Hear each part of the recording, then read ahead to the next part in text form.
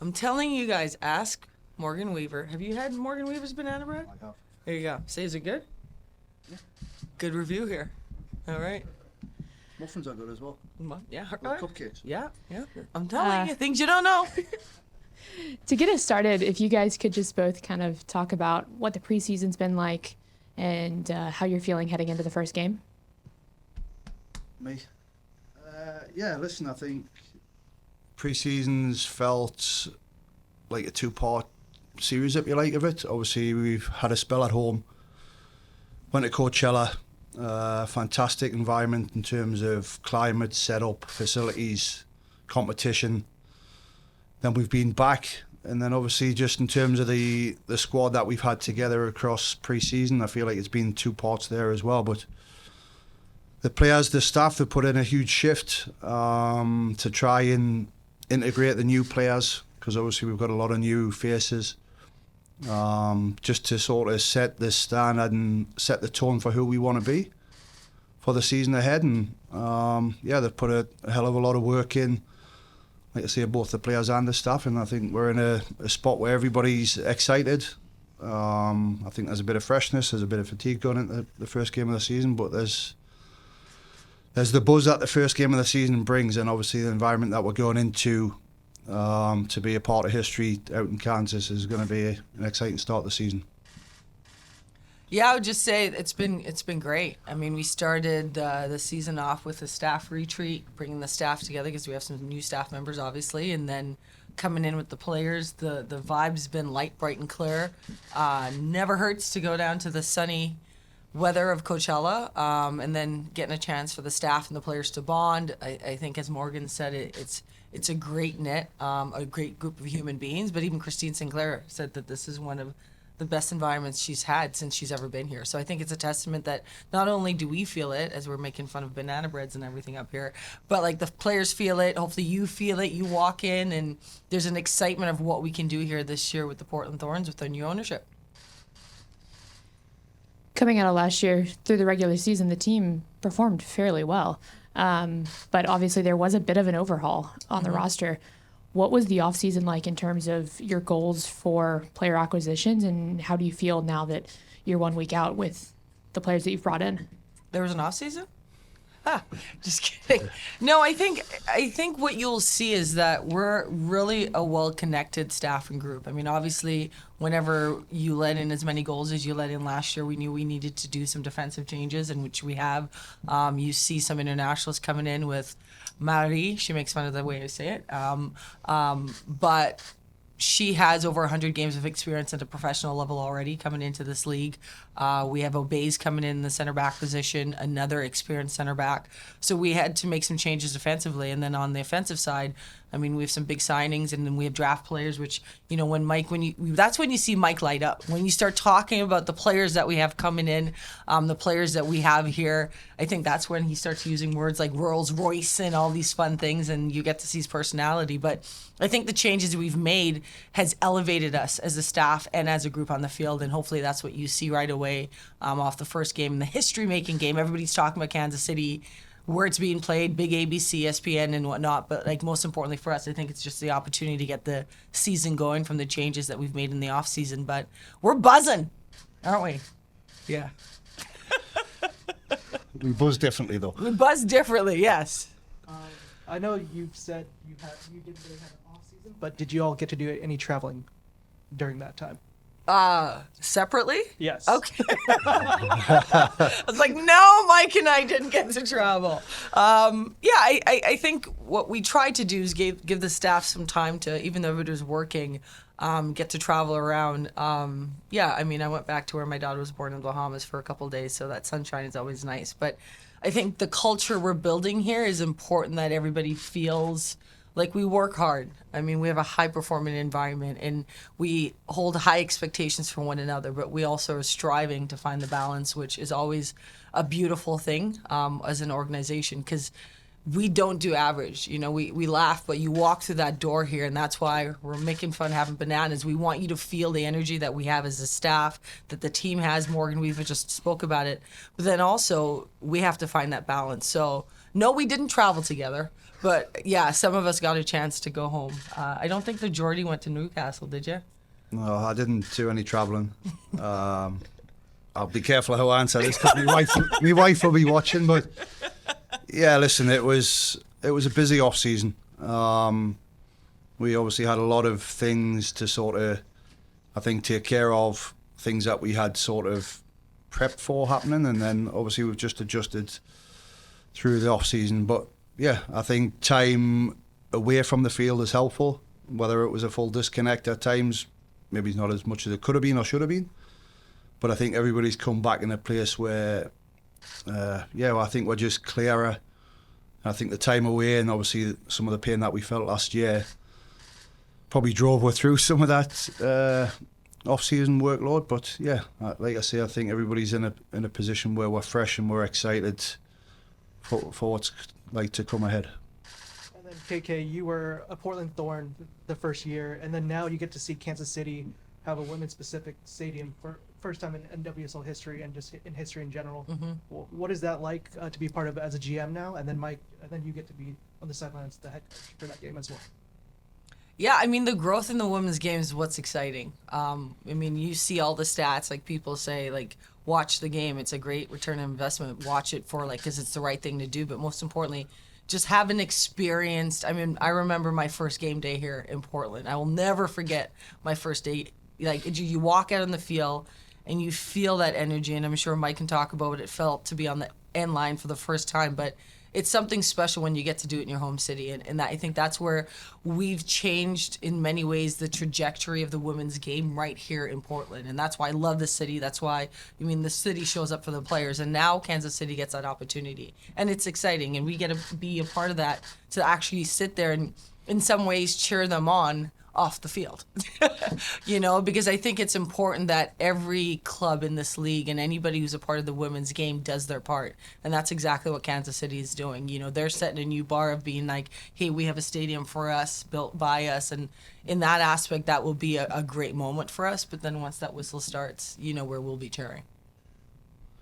Yeah, I think a couple of things that spring to mind is, I think there's a great honour and a privilege to be involved in such a part of what is the current and then what will be history.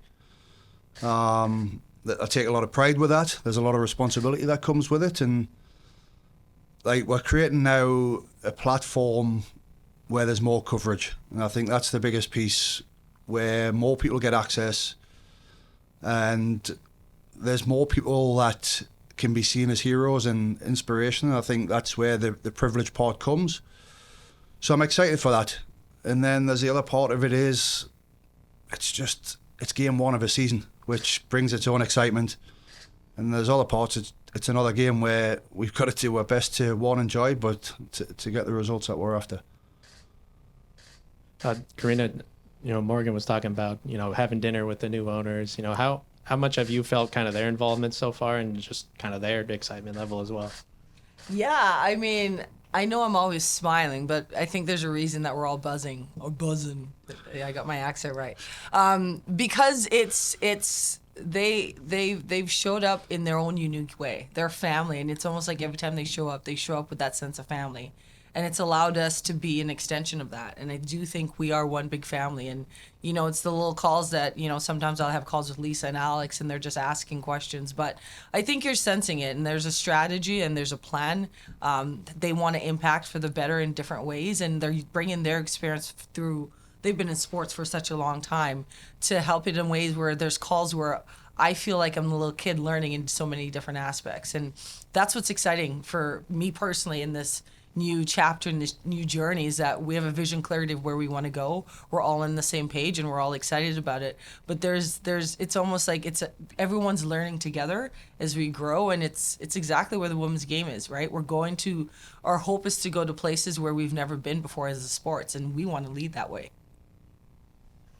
And Mike, you know, Morgan said that last year, she didn't want to admit it, but she said there's tough times where she didn't want to come to practice, but it's kind of been different here at the start. I mean, do you take that as just kind of that ownership cloud that was hanging over, and now that it's gone, do you feel that kind of whole vibe from the whole team? I think I take it as everything. I mean, it's pre-season, so the season hasn't started. We're not in the slog. So I would hope she's enjoying training every day up to now. Yeah, listen, I think it's a combination of everything and just the feel. Obviously, we had up and down results, and we're in a business where you've got high performers who expect a lot. We expect a lot as like a group of people on the ground. We've got ownership last year, this year, who expected a lot. So when you're not getting the performances consistently, you're going to have days where people aren't showing up and pleased. So it doesn't surprise us that Morgan said that. She'll not be the only one. I had days last year where I didn't want to show up, but we do. And I think that's arguably the testament of the character that the group that we have, who did show up when they didn't want to, and they're still here now to hopefully see more of the brighter days. But we're going to have days this year where people will not be showing up. Well, they'll be showing up when they don't want to do, but we have to, and that's what we do. We get the opportunity to do it. I say we don't have to show up, but we get the opportunity to show up, and we can, and it's our responsibility to do that to our best ability and to put on an environment that is healthy, it's enjoyable, it's challenging, it's safe, and that's what we've got to create as a staff as well. I just add to that. I mean, I think everybody here knows what it's like. Like, it's a long season, and if you say that every single day you come to work and you're like, hey, I know people think I'm that way, but like everybody has days where you're like, I'm just tired today, you know? So I think it's just to make sure that, like, in all the years that I played professional sports and athletes now, there are days where you're like, okay, whether it's the weather, whether there's something going on at home, it's just not a day. And I think we expect those days throughout this year. There's going to be days where Mike and I don't want to have a conversation, but we'll have to have a conversation. But I think what you know about the people here is that everyone goes towards that. And for what we want to accomplish in this club, what we have accomplished in this club, what we will accomplish in this club, and the expectations that we have, it's just like we have no problems having hard conversations and hard days, and then we love having the great conversations and good days. But the reality is that in life, you go through things where it's great and it's not. And I can imagine there's going to be a day this year that our players are going to feel that way, whether it's after a loss, even though we won't lose any games, right, Mike? Okay. Even after it's a loss, or you have a bad game, that's normal. So I just don't want that to be the storyline. I think the storyline is that we are very excited to move forward into this new year. I mean, we have players who are buzzing. We have a staff that's buzzing. We work long hours, but we love it, because we have a vision that goes beyond just the field. It's what we want to do with the community, what we want to do as a staff, what we want to do in the spirit of our lives, which is be proud of who we are, but how we work together. And Mike, second year being the head coach, I mean, anything easier this year so far? Harder? I mean, what's it been like, having that experience under your belt now? Wow. I don't think anything's easier. I'll put it like parenting. Like, when you become a parent for the first time, everything's new. And yes, I've been a head coach before, but being a head coach at the pro level, at this club, so it's all new. So being a parent, you're doing some things new. They might not be new to you, but it's new in the context of where you're at. And then I've had this as a parent, I was told, it gets easier. That's BS. It doesn't get easier. It just gets different. It just gets different. So you're dealing with different situations, different scenarios. You can rely on past experiences a bit more. So, yeah, it's had the same challenges. It's had the same ups. I feel like I'm in better position to deal with some of the challenges better. I'm probably better positioned to deal with some of the joy more joyfully. But yeah, I'm excited, and I've learned a ton about myself last year, around what you think is what you need and what you want, and what reality is, and what's attainable, what's not, what's sustainable and what's not. So I'm just really excited to challenge myself again to them new challenges and the different challenges. So yeah, it's not easy, it's not harder, it's just different. And then KK, I know you mentioned your excitement about the roster earlier. But Mike, I would love to hear both of you all just kind of elaborate more, just your excitement for the roster. Then Mike, if you have any health updates, any concerns heading into the... Yeah. Roster. So listen, I think we've had a busy off season. We had some stuff planned and prepped. We've evolved with the times.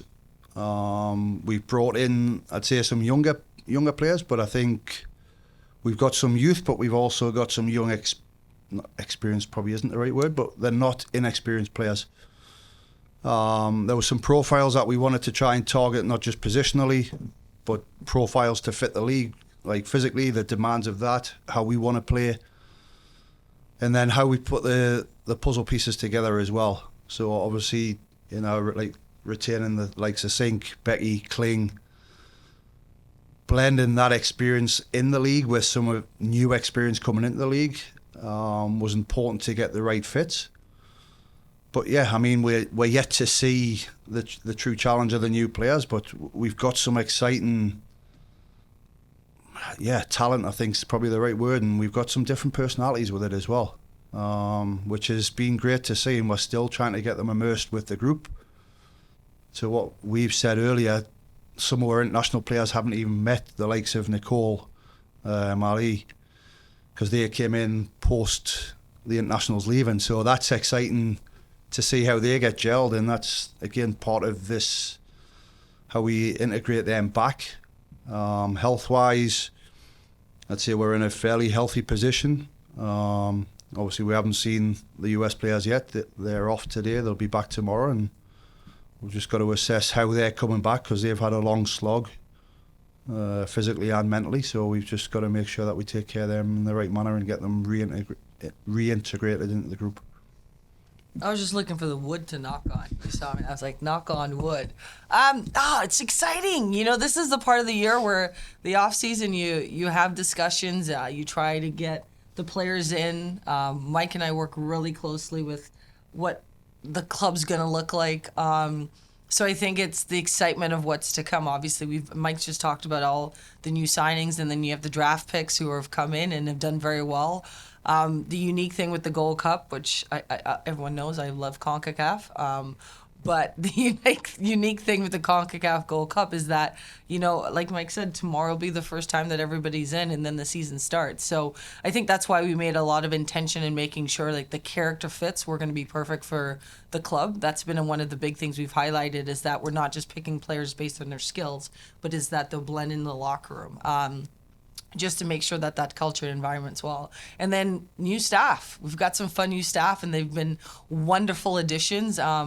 You go into lunch and people are laughing and enjoying themselves because you don't want it to feel like work. You want it to feel like the opportunity. And I know Marta Bethal, actually, she said, how often do you get to have a job where you are like part of shaping an unknown and creating like a future that, for my daughter and daughters to come, it's just going to be pretty exciting. So, the excitement, you talk about, even at the Gold Club, we went there and we watched Canada versus USA, and you're looking at some of the best players in the field, and you know that they belong to our club. So from top to bottom, it's been work, but it's the excitement of what's to come. And, now we get to actually have game day, get those game day vibes. Do you get nervous for game days? Yeah. Yeah, he gets his nerves and all that fun stuff. And you all get to start writing about the Thorns even more, right? And getting to talk tactics and all these things. And that's what our city loves. We want to talk football. We want to talk about the players. We want to talk about the formations. We want it to be exciting. Mike's product's going to be exciting. We're going to be scoring goals. Lots of goals. And then, hopefully winning championships and doing what the club and the fans want us to do. Yeah, then speaking of mega stars, Sophia Smith is in a contract year. Mm-hmm. Can you just speak to us about just if negotiations have started or just the status on Sophia so far? Sophia Smith's in a contract year? Mike. Crap. Just kidding. Don't make that be the title. I think everybody here wants Sophia Smith here. Ownership wants her here too. And it's one of those things is the players have free agency now. So the processes they go through are different. But thanks for telling me. I didn't know she was up. We're excited. This is part of the job, and this is part of trying to get, things done and keeping some of the top talent here in the club. So thanks for telling me that Sophia Smith is. I actually am surprised at how long it took for that question to come here. You guys did well. It's all over the chat, I'm sure, online. But yeah, we obviously want her here. She knows that, and the club wants her here. You guys have to keep her here. It's up to you. Actually, the pressure's on you all to make sure she stays in Portland. If she doesn't, it's your fault. That's my story, and I'm sticking to it. Mike, sticking with Sophia though, obviously she's had tremendous accomplishments already. What's the challenge for her this year? How do you challenge her to, keep improving, I guess? What's the challenge for Soph? It's getting better every day. I think when you see Soph train, that's what she demands of herself. That's what she demands of her teammates, and that's what she demands of the staff. So it's how we keep. I think one is the consistency at this level, and that comes with performance, it comes with output. So I think that's the first step, because that is improvement, whether people see that or not, because being able to consistently do that over 3, 4, 5, 6, 10 seasons is what a top world-class player does. So I think that's the first step, and then it's how we get continue to get the best out of her strengths is a key piece, because she is where she is and what she is because of her strengths. So there's that, and then it's how we begin to get the nuances and the little bits of growth, whether that be the tactical side of things, positioning, timing, or whether it's some of the physical and the technical pieces around how she moves, when she moves. So they're the little parts that we need to continue to push and add into our game. That all within how we want to play. But we've got to keep playing to Soph's strengths. She is what she is, and we've got to not just be reliant on that, but we've got to feed it like a hungry lion. We have to feed that the Soph. And it's not that we become one-dimensional, but when you have the weapons that we do, whether it be Soph, Weaves, Jesse, Liv, I can keep going on. We have to make sure that we're feeding those to their strengths, as well as the development areas that we can. But yeah, consistency is a big part, and it's not just Soph. I think it's us as a team, as we saw last year. Anything else? In the back. Any questions in the back? Yeah. What would you do if you weren't coaching soccer, and what would you do if you weren't the GM of a soccer team? That's you, Mike. Mike Norris. Hello, Mike Norris. Yeah. You got it. Casey, why would you do this? This is such a. I know what it is. Yes. So when I get fired, because I will one day, and when my coaching career's done, Take the pictures. no, I honestly, I've got a real appreciation and passion for landscaping, and when I say landscaping, not shrubs and stuff, nice grass, pristine grass. So yeah, being a groundskeeper somewhere by day, and then probably by night being a voiceover DJ person. Right. What kind of music, Mike?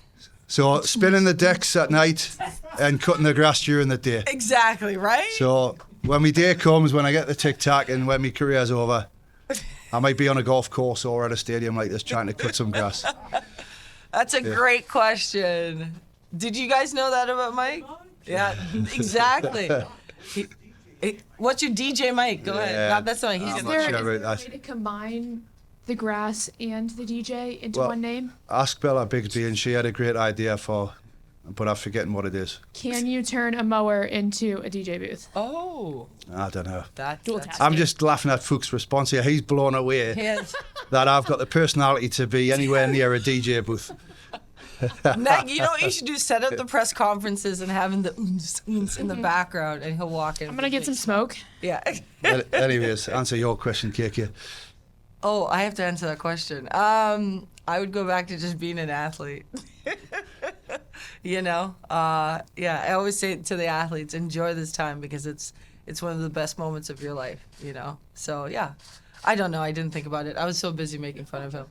But I would be a mom to Paris. That's what I'd love to do.